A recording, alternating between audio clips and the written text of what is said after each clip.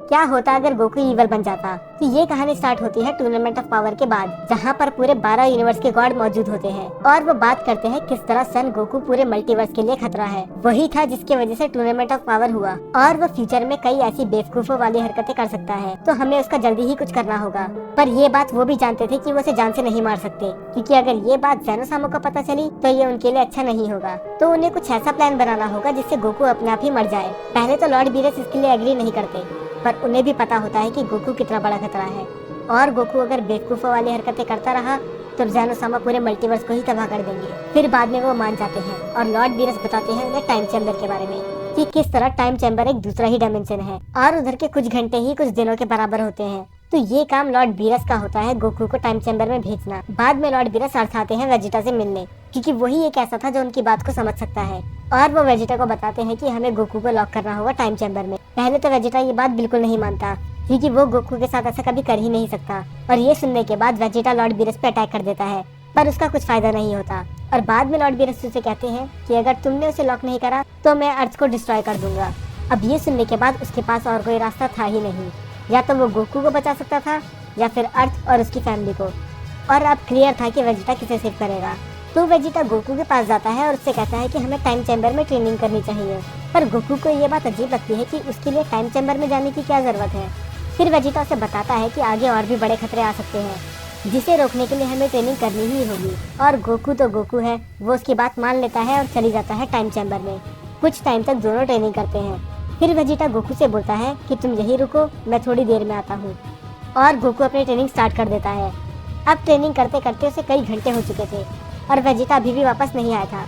तो उसे थोड़ा अजीब लगता है, तो वो बाहर जाने की कोशिश करता है और वो देखता है कि बाहर जाने का डोर डिस्ट्रॉय हो चुका है। इसे वेजिटा ने अपने बाहर जाने के बाद डिस्ट्रॉय कर दिया था और गोकू दरवाजे से बहुत दूर था, तो उसे पता भी नहीं चला। उसे समझ में नहीं आता कि वेजिटा ऐसा क्यों करेगा और उसे क्या मिलेगा ऐसा करके। गोकू उधर पागल हुआ जा रहा था। तब उसे याद आता है किस तरह माजिन बू और गोटेंक्स दोनों ही हाइपरबॉलिक टाइम चैम्बर से बाहर निकले थे हाई पिच का यूज करके। तो गोकू अपनी पूरी एनर्जी लगा देता है। वो पहले सुपर सेयन में बदलता है, फिर सुपर सेयन 2 में, फिर 3 में। इतने से भी काम नहीं बनता। तब वो जाता है गॉड में, ब्लू में और फाइनली अल्ट्रा इंस्टिंक्ट में। पर जो समझ में नहीं आ रहा होता कि ये खुल क्यों नहीं रहा, क्योंकि जब पिछली बार माजिन बू ने ऐसा करा था तब दोनों डायमेंशन के बीच में एक पोर्टल खुल गया था। फिर उन्हें याद आता है कि बाद में मिस्टर पोपो ने इसे अपग्रेड कर दिया था और अब इसके लिए इतनी एनर्जी काफी नहीं थी। अब गोकू को बस रिवेंज चाहिए था और वो ट्राई करते रहता है कि वो किस तरह इस पोर्टल को खोले। और दूसरी तरफ हमें दिखाया जाता है कि गोकू की फैमिली से ढूंढ रही थी, क्योंकि वो कई दिनों से घर वापस नहीं आया। और फिर बाद में किंकाई गोहान से बात करते हैं और वो उसे बताते हैं कि गोकू की जान खतरे में है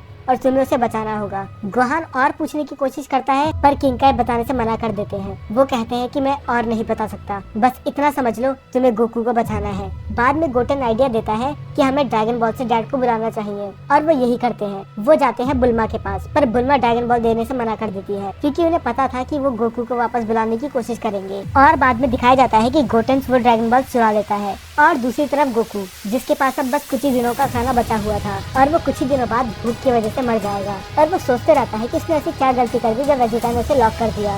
और दूसरी तरफ गोहान ड्रैगन बॉल से विश मांगता है कि इसके डैड को वापस ले आया जाए, पर ड्रैगन ये विश पूरी नहीं कर पाता, क्योंकि वो एक डिफरेंट डायमेंशन में था। अब गोहान के पास और कोई रास्ता नहीं था, उसे बस इतना पता था कि उसे अपने डैड की जान बचानी है। तो वो ड्रैगन से ये विश मांगता है कि वो गोकू को इमॉर्टल कर दे और ड्रैगन उसकी ये विश पूरी कर देता है। और दूसरी तरफ गोकू को एक अलग ही एनर्जी का एहसास होता है, उसकी सारी थकान मिट जाती है और अब उसे भूख भी लगना बंद हो जाती है और वो डिसाइड करता है उधर ट्रेनिंग करने का। अब गोकू का बस एक ही मकसद था, रिवेंज लेना। और वो 10 साल की ट्रेनिंग के बाद अल्ट्रा इंस्टिंक्ट को पूरी तरह मास्टर कर लेता है। और वेजिटा बाहर कहता है कि अब वो खाने की कमी की वजह से मर गया होगा। वेजिटा बहुत ज्यादा गिल्ट में होता है, पर उसके पास इसके अलावा और कोई रास्ता भी नहीं था। और अब टाइम चैम्बर के अंदर 100 साल बीत जाते हैं और वो नई फॉर्म अचीव कर लेता है, जो बहुत ही ज्यादा स्ट्रांग होती है। अब वो इतना पावरफुल बन चुका था कि अगर वो चाहता तो वो तभी वहाँ से बाहर निकल सकता था, पर उसके मन में कुछ और ही प्लान था। और वो सोचता है कि अब वो इतना पावरफुल बनेगा कि खुद गॉड्स, एंजल्स, यहाँ तक कि ग्रैंड पीस भी उसे ना रोक पाए। अब उसे टाइम चैम्बर में 100 साल पूरे हो जाते हैं और वो गॉड्स और एंजल्स दोनों के लेवल को क्रॉस कर चुका था, पर अभी उसे और ट्रेनिंग की जरूरत थी ग्रैंड पीस को सरपास करने के लिए। और बाहर बस 100 दिन ही हुए थे और हमें दिखाया जाता है ज़ेनोसामा को, जब बोलते हैं कि उन्होंने बड़े टाइम से गोकू को नहीं देखा और वो ग्रैंड पीस को आदेश देते हैं गोकू को लाने का। और फिर ग्रैंड पीस जाते हैं सुप्रीम काय के पास और सुप्रीम काय गोकू को ढूंढने में लग जाते हैं।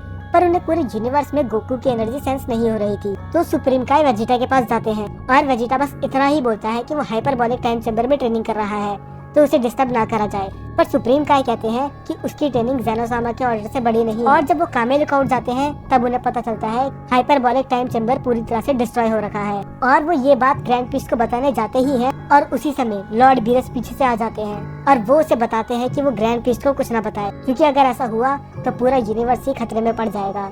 और अब टाइम चेम्बर में पूरे 1000 साल बीत चुके थे, यहाँ तक कि वो अपने दोस्तों की शक्ल तक भूल गया था। और अब वो खुद ज़ेनोसामा और ग्रैंड पीस से भी स्ट्रॉन्ग था। और गोकू अपनी पूरी एनर्जी का इस्तेमाल करके मल्टीपल्स पोर्टल खोल देता है। उसकी एनर्जी इतनी ज्यादा थी कि उसने डार्क रेल्म और पूरे मल्टीवर्स के पोर्टल्स खोल दिए थे। अब बस गोकू का एक ही मकसद था, अपने एनिमीज को डिस्ट्रॉय करना। इसका पार्ट तो आपको नेक्स्ट संडे को मिल जाएगा, तो आप चैनल को सब्सक्राइब कर सकते हैं।